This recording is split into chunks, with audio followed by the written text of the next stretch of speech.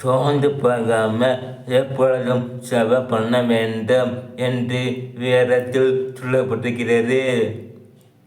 கேளுங்கள் கொடுக்கப்படும், கேட்கிற எவனும் பெற்றுக்கொள்வான் என்று பைபிளில் சொல்லப்பட்டிருக்கிறது.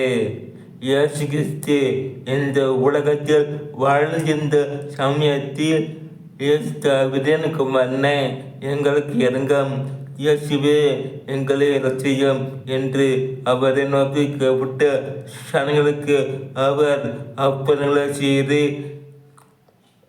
அவர்களை ஆசீர்வதித்தார். அதே போல நாமும் அவரை நோக்கி கைப்பட வேண்டுமென்று கர்த்தர் எதிர்பார்க்கிறார். அதாவது நாம் அவரிடத்தில் ஜெபிக்க வேண்டும்.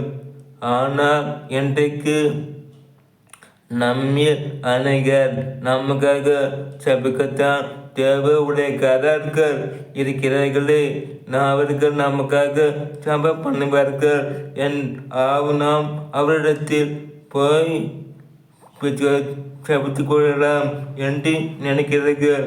அது முற்றிலும் தவறு. அதனால்தான் அவர்களால் அப்புறத்து பார்த்துக்கொள்ள முடியவில்லை. இயேசு நாமத்தில் ஆமென்.